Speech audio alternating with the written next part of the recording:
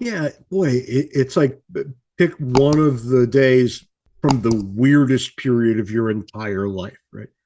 Um, it was a strange and wondrous place for me. I didn't know what to make of it. And I got there early. I was the dean, so I had to show up in, I think it was late July, early August, and the faculty didn't get there until much later. And, you're kind of wandering around trying to figure out what you're going to do with your time in this strange, strange place that you can't understand.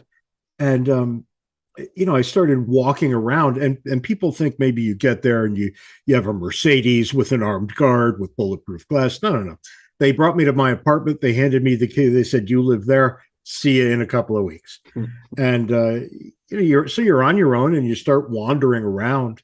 And the weirdest damn thing, right? Because you figure, all right, we have been in one way or another at war with Iraq for a very long time.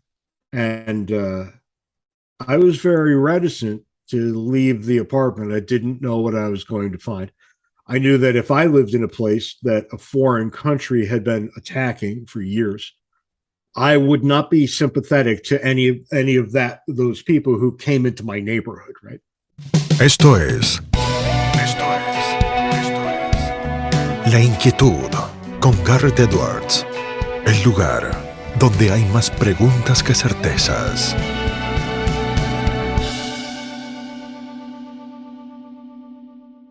Damos vuelta de página aquí en La Inquietud por CNN Radio Rosario. Tenemos un enorme honor, placer y privilegio desde los Estados Unidos de América. Es editor senior en AIER, el American Institute for Economic Research.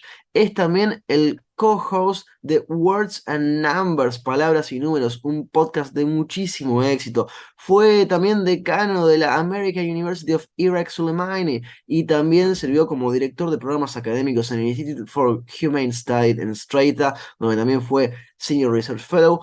Ha escrito en un montón de medios masivos de comunicación, con artículos apareciendo en el Wall Street Journal, en USA Today, US News, World Report y en un montón más de lugares. Se encarga de investigar en la intersección de la política económica, las políticas públicas y la filosofía política. Es el doctor James Harrigan quien nos acompaña hoy. And now I'm going to transition into English. James, it's such a pleasure to have you here with us today. Garret Edwards on the other side, how are you doing?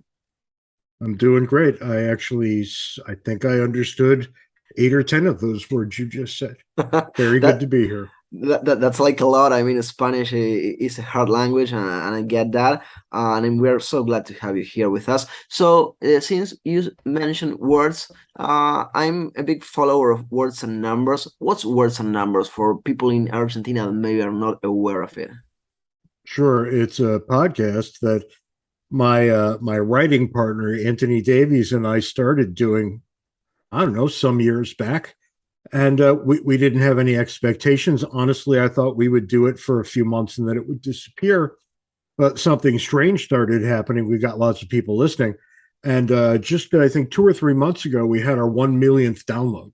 So there's a lot of people out there listening to this, which kind of gives us the motivation to keep on doing it. It's actually built right into our week. It's something we do. We just schedule it and never think about not doing it.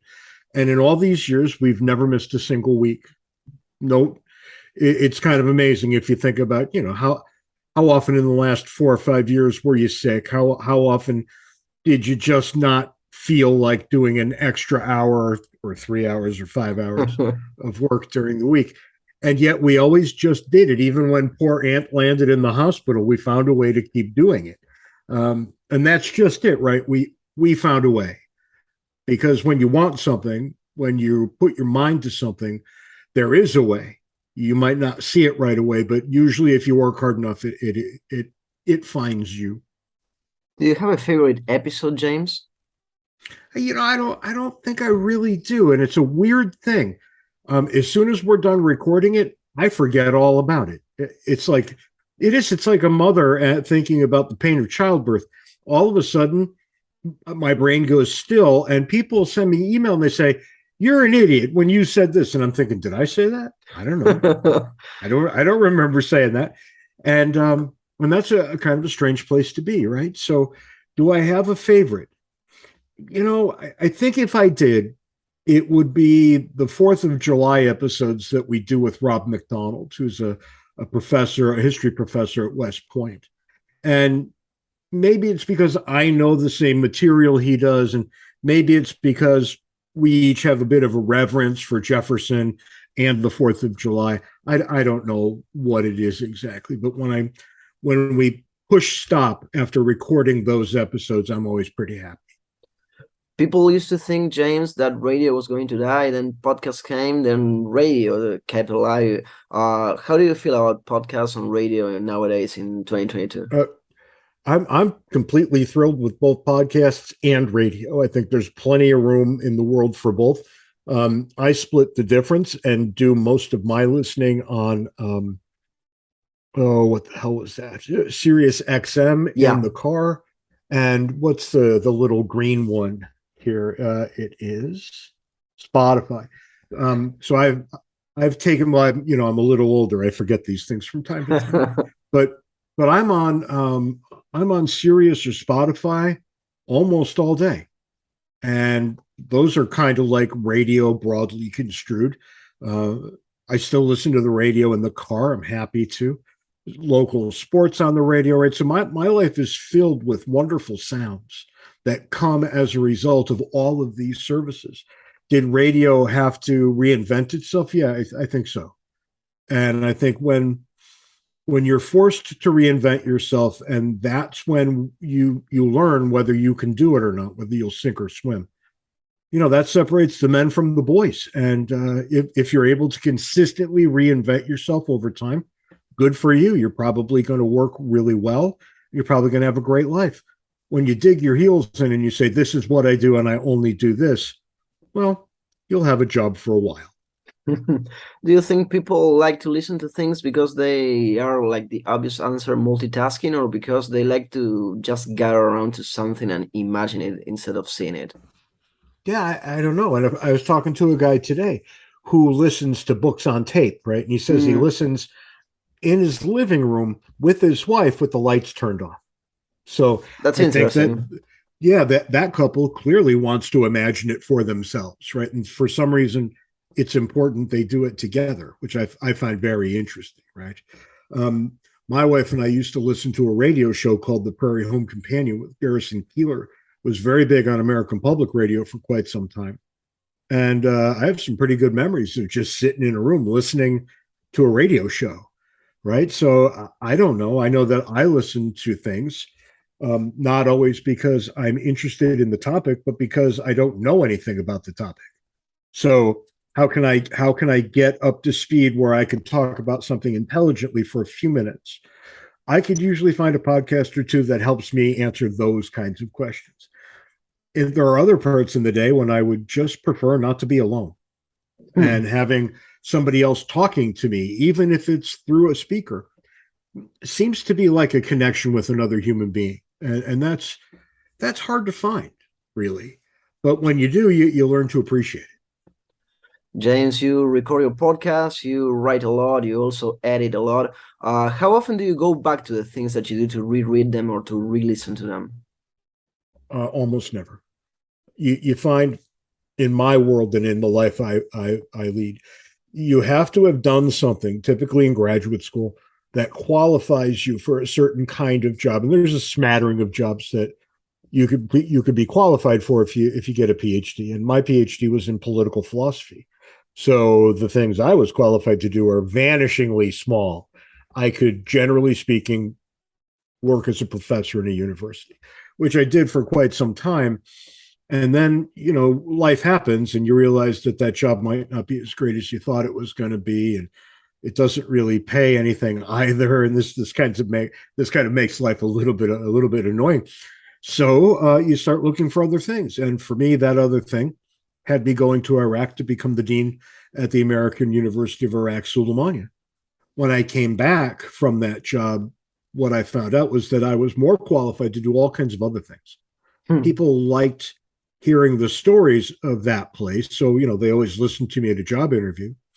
And as long as I can get the first 10 minutes over at a job interview, I'm pretty good. And one job after another just appeared before my eyes. I've never kept a job longer than 5 years. I get bored or people get angry with me either way. But, I have landed at the American Institute for Economic Research, and I suspect I'm going to be there for the rest of my working life. It's a good place doing good things with good people. And you don't get to find that very often, right? Almost never will you find that in a workplace. So there you go. How much of what I do now am I qualified because of what I did before? Almost none of it, right? I got hired because I was a prolific writer. I think I've written 300 editorials, right? That's a lot. Yeah, it really, really is. And from that, they found out that I have very, very good knowledge of political philosophy from Plato to Nietzsche, and oddly about the American founding. So that's a strange little mix.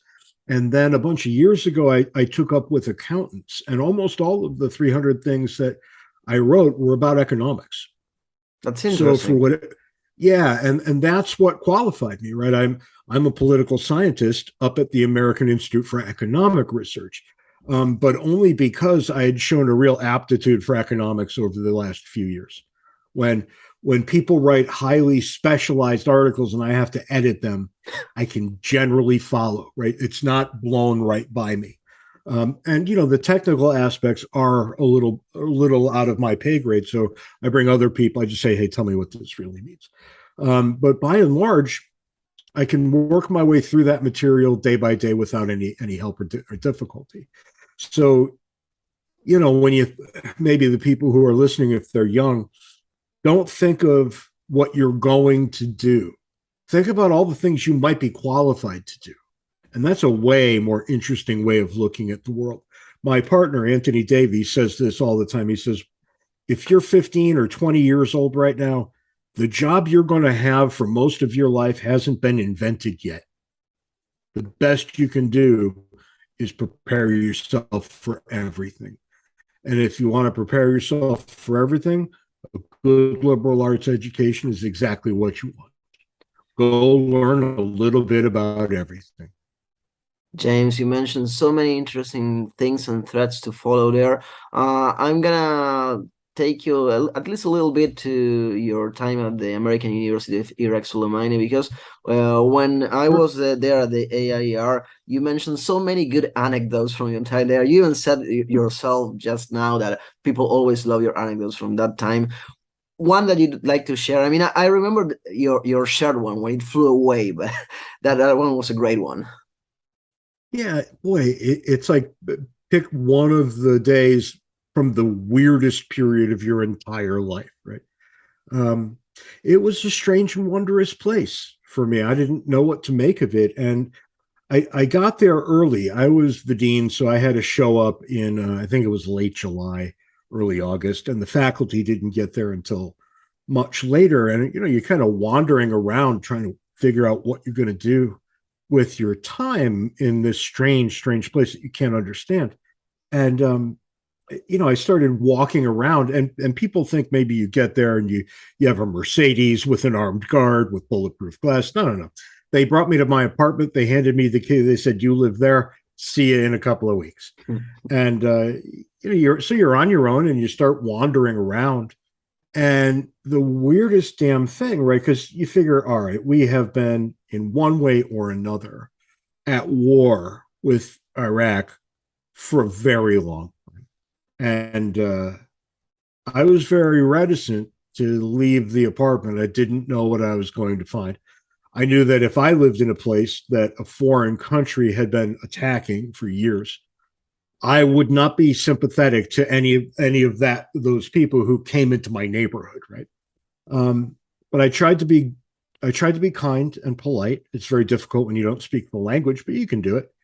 And I'm wandering around everywhere, and I needed light bulbs. You would think it's the easiest thing in the world to buy light bulbs, but no. I had to make 3 different trips to the bazaar, this big labyrinth of human activity, something that you might see in an Indiana Jones movie.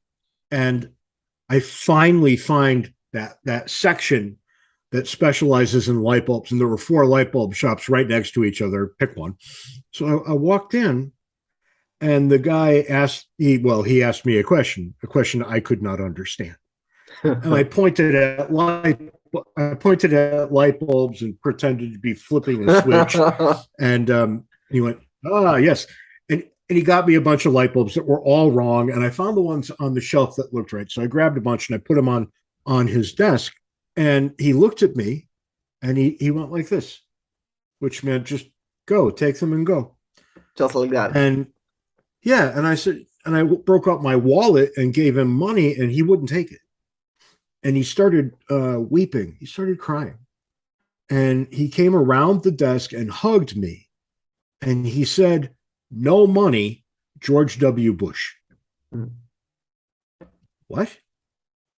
And on his wall, there was an 8x10 photograph of George W. Bush. And I learned right there that Bush was revered in this place. He was beloved.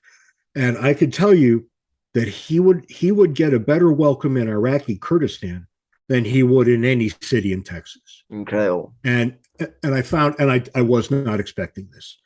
And shame on me because I didn't do research on the geography of the place. Iraqi Kurdistan is at the very north of the country. It's bordered by Turkey, Syria, and Iran. And the Kurds in that section comprise a group of people 35 million strong. They're the largest ethnic group in the world without a state. And I learned after I took the free light bulbs, which broke my heart, right? I made more in a month than that guy was going to make in 10 years. The average Iraqi there in Kurdistan made about $300 a month. So, it's a gigantic difference. And it wouldn't have meant anything at all to me to give him the money or 10 times the money. It just wouldn't have made a difference, right? Prices were so low to an American, but to a Kurd, they were pretty high. Their people had to do without things that we in the West take for granted. And that's kind of heartbreaking when you find out. But had I done my research about the area, I would have learned and later learned that when the no-fly zone went up, when the Americans said no plane will go into this airspace ever, the airspace was all Kurdish. It saved the Kurds. They had already been gassed, and you can look up what happened in Halabja. People say that Saddam Hussein didn't have weapons of mass destruction. Well, nonsense. He did. They weren't nuclear, but they were chemical. And he had unleashed them on Halabja, and half the town was killed. Right? So, I think the biggest thing that I learned when I was there, and it was an important thing, I was there for about 3 weeks, and I looked around and I had interacted enough with everybody. Yes. To know that no matter what, it just wasn't going to happen that the Iraqis would just adopt Western-style democracy.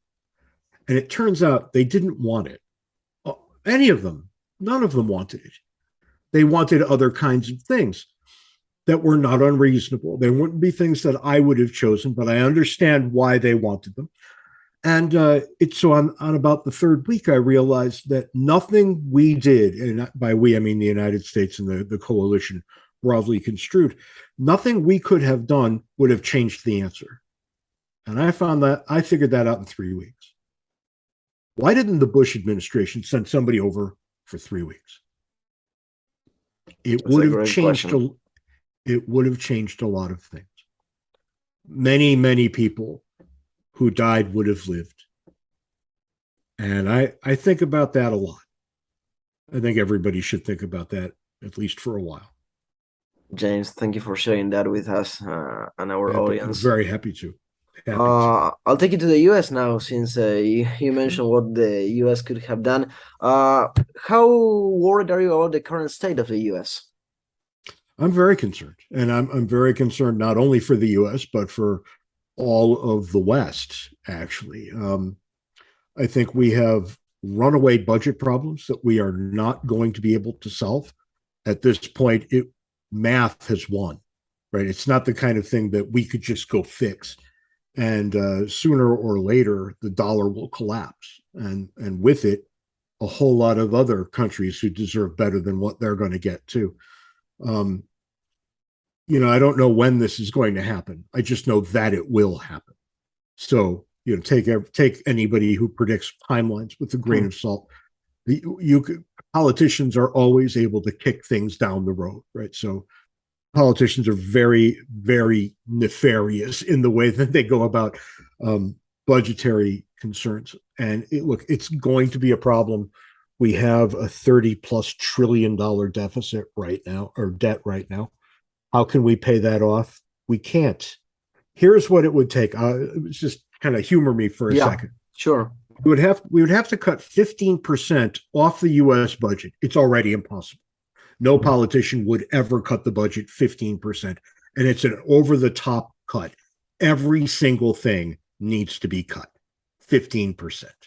From there, which we already can't do, from there we would have to hold the line on further spending for 6 years.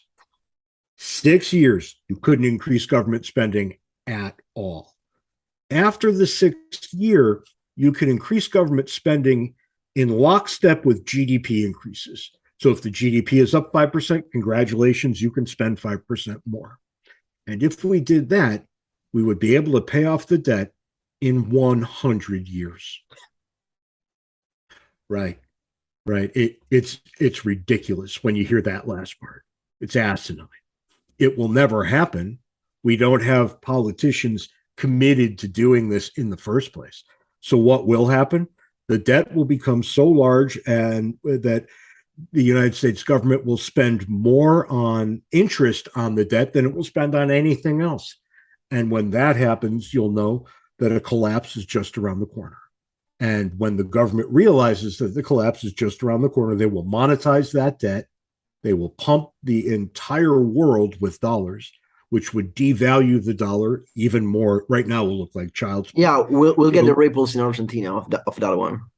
Yeah, and look, there are things that we don't buy right now because they've gotten so expensive.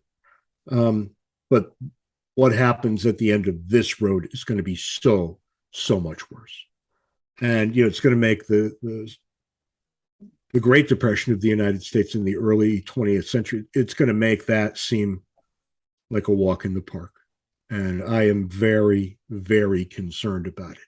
And the shame is that I don't know anybody else who's concerned. So as long as nobody else is concerned, you can bet that it's going to happen. I'm going to follow the previous question with another one I think you'll be worried as well. How worried are you about the New England Patriots? Oh, God, they're 2-5, and yesterday I think was a miracle victory against the Detroit Lions, shutting them out 29-0 with a third string quarterback that nobody has ever heard of. So, I when they were 1-3, I was feeling pretty awful, but when they were 2-3 with a shutout victory, all of a sudden I feel better about things. But I realized that that's usually about when I get my heart broken. So what are we going to do about that, James? I mean, us Pats fans.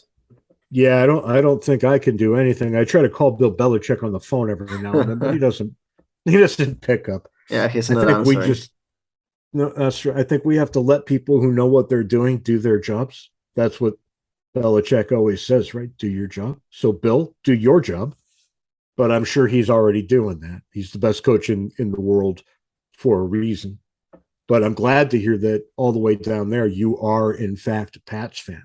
I'm a Pats fan and a Brady fan. So there you go. I think we talked about this before, but yeah. I guess we didn't. So not enough. Right? Not enough. Exactly. Yeah. So the last question, James, I ask out of every interviewee because the show is called in Spanish La Inquietud, and the name of the show, it's a word game. At least it is in Spanish. I mean, I had to choose a translation when I did this question in English. What makes James Harrigan restless? It's a fair question. And our job is, no matter what your discipline is, you should value the people around you more than you value anything else, right? Because the entirety of the good life is the good life because of the people around you. And when I think about what my children will do for the rest of their lives, it makes me restless. Because earlier I said, young people, the job you're going to live most of your life with hasn't been invented yet. Yeah, I stand by that. So what does that mean to my 22, 20, and 18-year-old children? Right? They're at that point where it's time for them to start thinking about and picking careers. What advice can I give them? Well, none, not really. And that makes me a little restless. And the more you know, the more you realize you can't really help that much. All I can do is say, well, no matter what the world does to you, we still love you because we have to, and the house is still available. So if you fail to the degree where you just don't even have a place to live, well, come on back home and we'll regroup. But that's not a really good answer, is it? Right? If that's the best you can do, you're not doing that well. So maybe that's what makes me restless, that I can't do well enough. And really, if you think about the entirety of your life, can you ever do enough? How do you know? When will you stop? Are you going to stop when you think you've done enough? Because I don't know. I never feel like I've ever done enough, but I stop a lot. Right? And I think that's the only good answer I can give you. Thank you very much, James, for the time you have given us today. It's always such a pleasure to talk to you. We hope you're doing great over there. And right back at you. It was really nice sharing a little bit of my evening with you, and I hope maybe we do it again sometime. It'd be a pleasure. Lo teníamos a James Harrigan aquí en La Inquietud por CNN Radio Rosario. Esto fue La Inquietud con Garret Edwards. Síguenos en redes sociales y en www.edwards.com.ar.